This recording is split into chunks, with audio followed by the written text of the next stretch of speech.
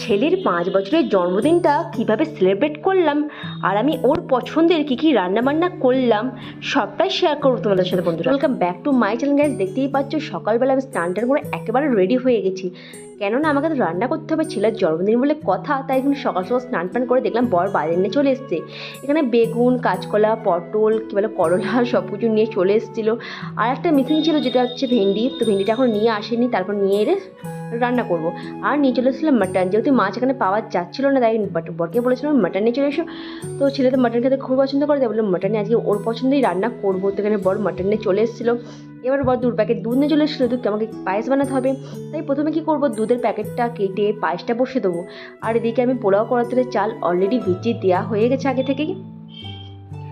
তারপরে আমি এখানে দুধটা গরম করে নিচ্ছি, যেহেতু পায়েসটা বানাতে হবে। এটারে প্রথমে আমি দুধটাই গ্যাসের মধ্যে বসিয়ে দিলাম, কারণ পায়েসটা হতে মধ্যে অনেক সময় লাগে।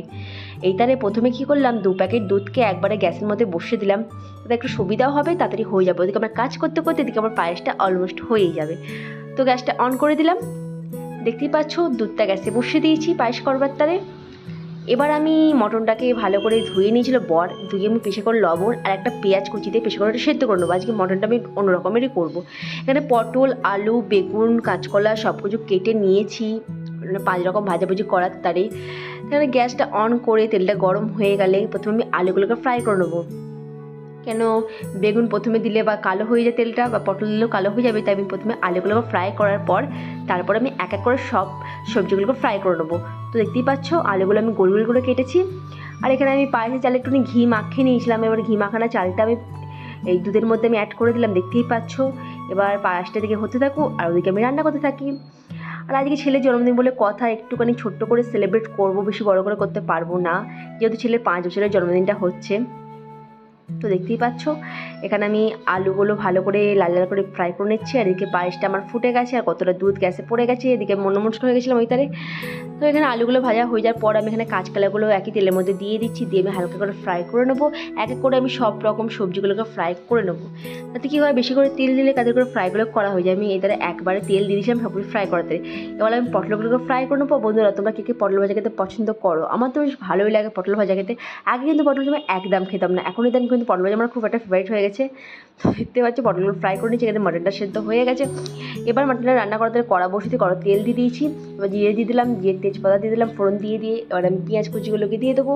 পেঁয়াজ আমি 4টে পেঁয়াজ কুচি করে দিই, বেশি পেঁয়াজ দিলে কেন মিষ্টি মিষ্টি হয়ে যায়। যদি মটন আমি খাই না আমি জানি না, কিন্তু আমি শুনেছি যে মাংসতে আমি বেশি পেঁয়াজ দিলে মাংসটা একটু মিষ্টি মিষ্টি হয়ে যায়। তো কম করে পেঁয়াজ দিলাম। আমি আদা, রসুন, জিরে, কাঁচা লঙ্কা একেবারে সব কিছু পেস্ট আমি করে নিয়েছি।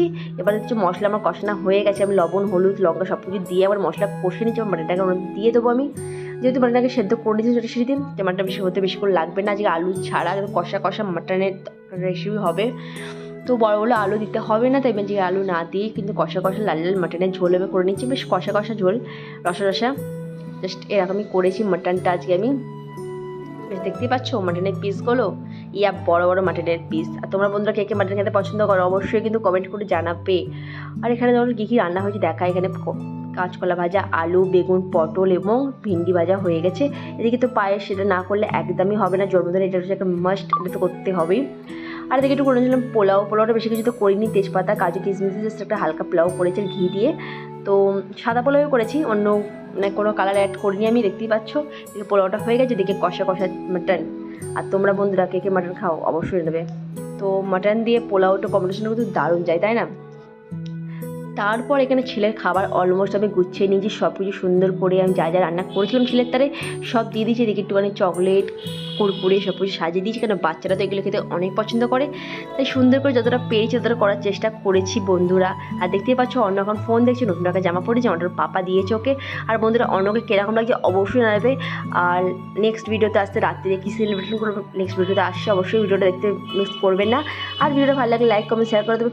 খুব ভালো লাগে প্লিজ সাবস্ক্রাইব করে দেবে, ফেসবুক থেকে দেখলে ফলো করে দেবে। আর নেক্সট ভিডিওতে আসতে রাত্রিরে কী সেলিব্রেট করলাম, কোথায় গেলাম, সবটা নেক্সট ভিডিওতে আসছে। নেক্সট ভিডিওটা কিন্তু একদম মিস করো না। আর দেখতেই পাচ্ছ, আর এখানে দেখতে পাচ্ছ অন্য একা খেয়ে নিচ্ছে, এখানে শিবু মাটন খাচ্ছে। শিবুর মাটন খাওয়ার স্টাইলটা দেখতে পাচ্ছ বন্ধুরা, শিবু কিন্তু মাটন খেতে পছন্দ খুবই করে। আর শিবুকে এখানে আমি একা আজকে খাবে, আজকে আমি একদম খাতে পারবো না। আর চলো কালে ওরা খেতে থাকুক, আর তোমরা ভিডিওটা প্লিজ লাইক, কমেন্ট, শেয়ার করে দিও। দেখতেই পাচ্ছ অন্য মাটন খাচ্ছি। Bye bye guys.